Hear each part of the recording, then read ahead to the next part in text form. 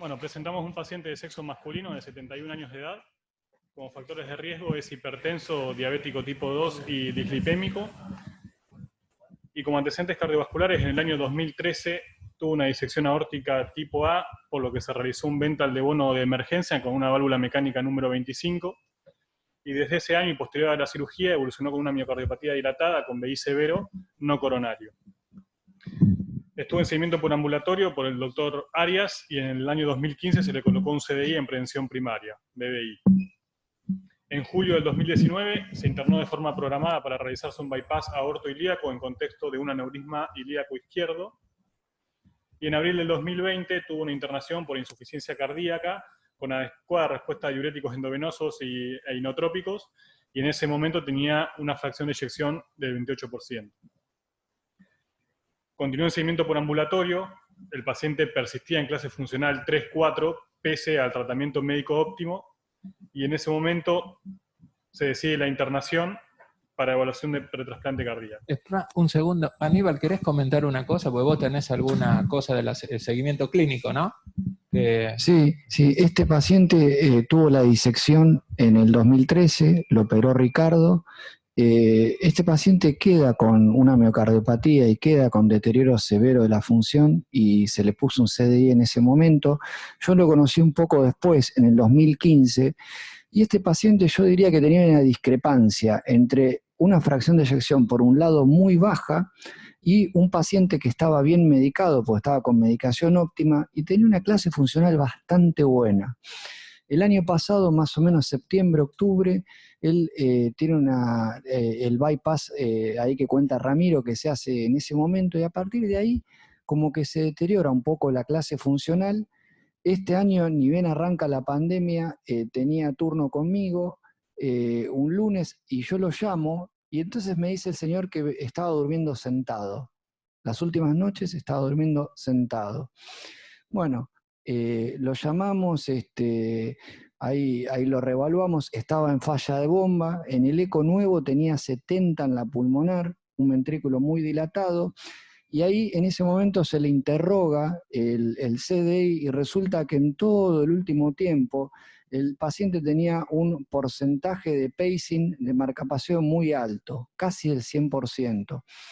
Así que interpretamos que probablemente en la progresión de la cardiopatía, tanto de los síntomas como la caída de la FACE, haya intervenido, ¿no?, esta cuestión eléctrica de la disincronía.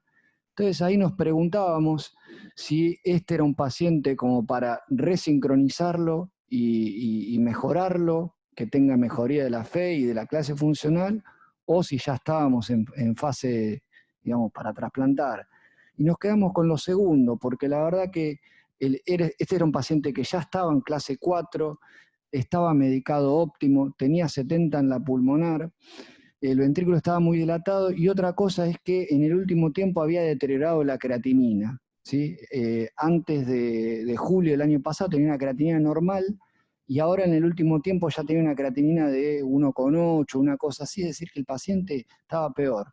Así que nos quedamos con lo segundo, ¿no? ¿César, algún comentario del paciente? No. Lo mismo. Bien.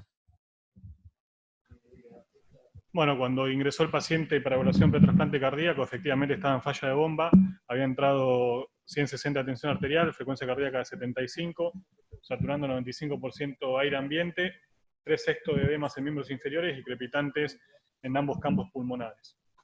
Creatinina deteriorada de 1,5, BNP de 2000 y troponinas de 22. Esa es la placa de Torres. Este es el electrocardiograma con el que ingresó al paciente a la unidad coronaria. No sé si hay alguien o Juan, o Gustavo, o Santiago, que esté ahí.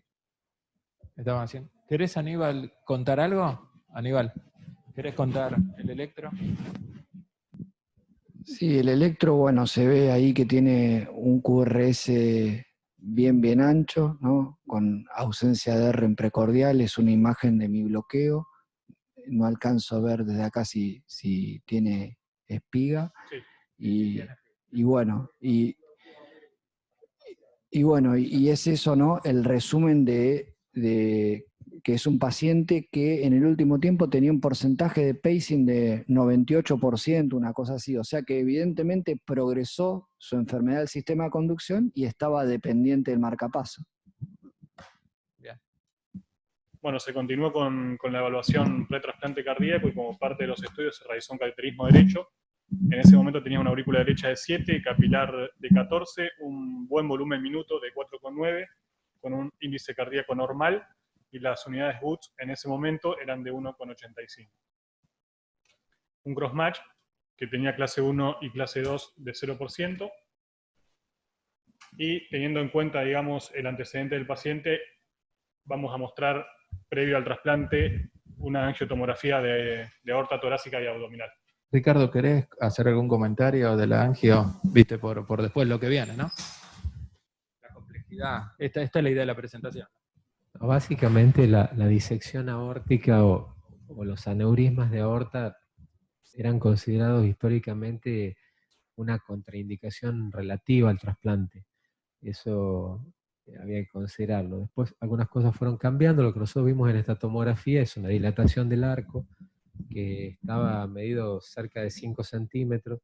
Lo que se ve en la pantalla es una disección completa con la luz verdadera en el medio y la falsa por los costados. A medida que si bajás un poquitito y centramos la mirada en la aorta ascendente, ahí se ve la anastomosis de la cirugía anterior.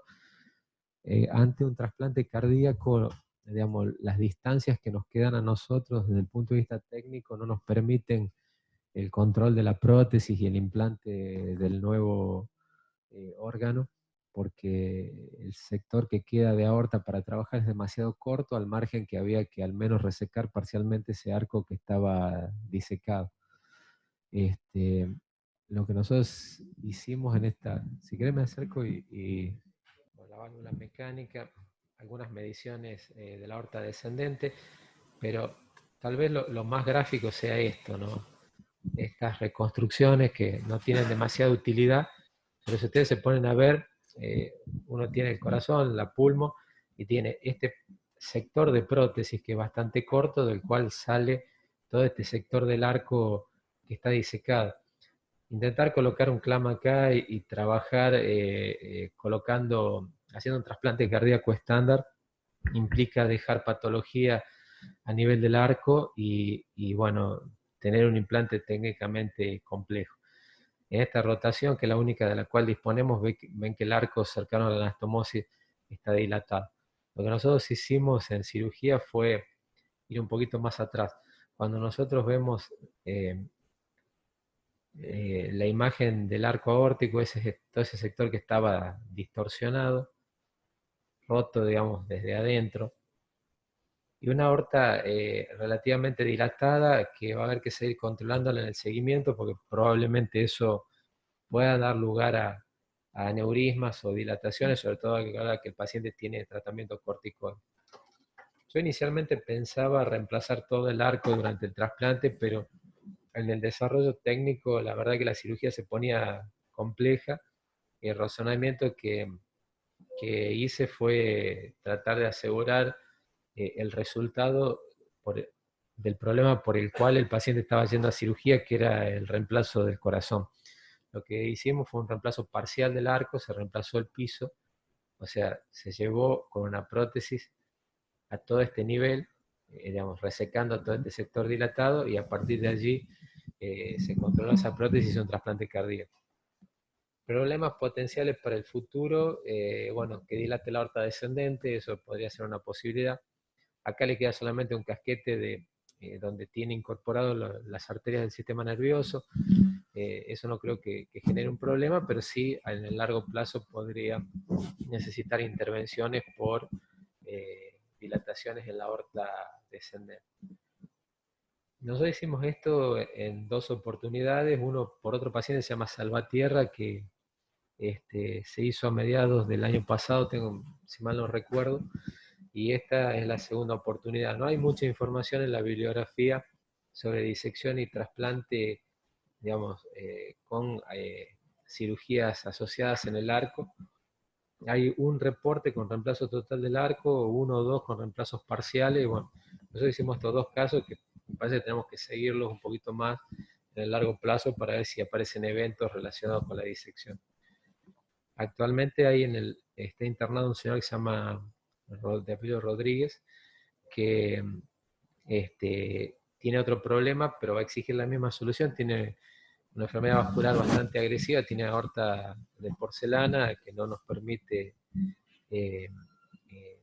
digamos, manipularla, y por ese motivo vamos a hacer un approach similar a este caso, o sea, vamos a reemplazar parcialmente el arco durante el trasplante.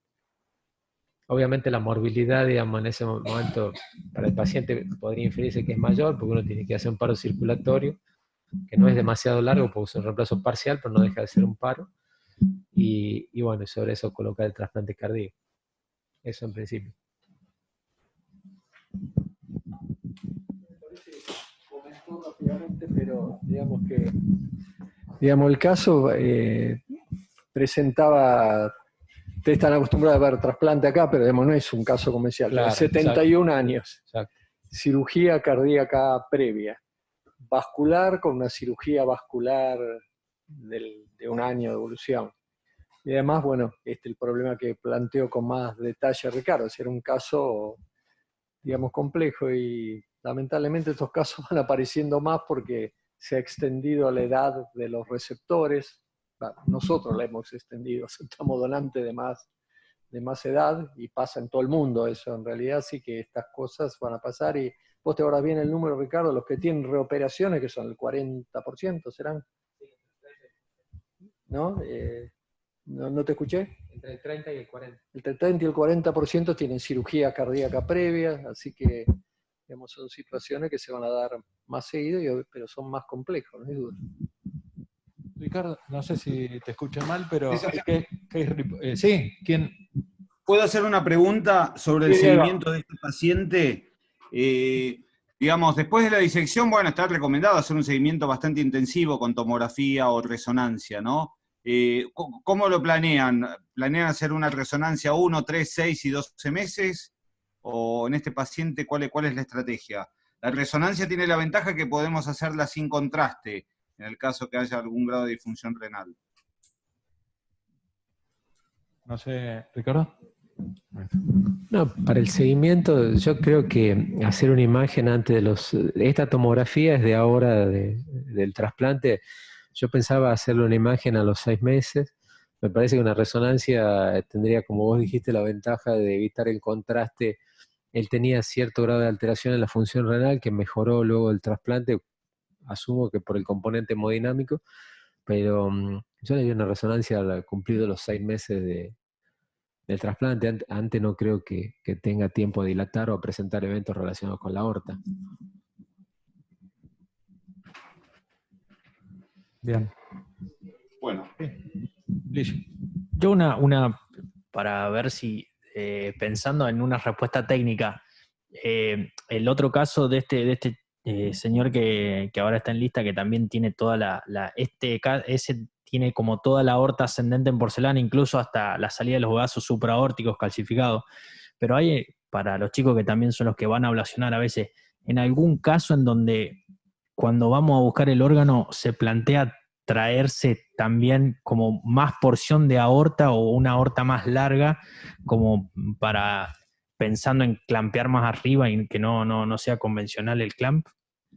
Sí, nosotros hicimos un caso anterior de reemplazo parcial del arco, pero por una situación diferente. Era una chica en la cual se reemplazó el arco aórtico con el arco del donante. Eso tiene la ventaja de no poner prótesis en un paciente que va a ser inmunosuprimido, pero tiene una desventaja técnica porque uno tiene, para hacer el reemplazo del arco, tenés que esperar que llegue el corazón y eso te aumenta los tiempos de isquemia. En el caso anterior, ¿por qué lo hicimos? El caso que se reemplazó la aorta, el arco con arco del donante, fue una paciente que tenía una estenosis aórtica congénita, estaba operada 6 veces. El apellido de la chica era Dandridge. esa paciente tenía tantas cirugías aórticas que el endurecimiento que había alrededor de los tejidos no permitía clampearla. Los clamps siempre doblaban las patas cuando uno trataba de clampear. Así que fuimos al frío, el órgano ya había arribado, entonces usamos la aorta y el arco del donante para hacer el reemplazo. Eso, repito, tiene la ventaja de ser un tejido, digamos, humano, noble, en el contexto de un paciente que va a ser inmunosuprimido, menos chance infecciosa.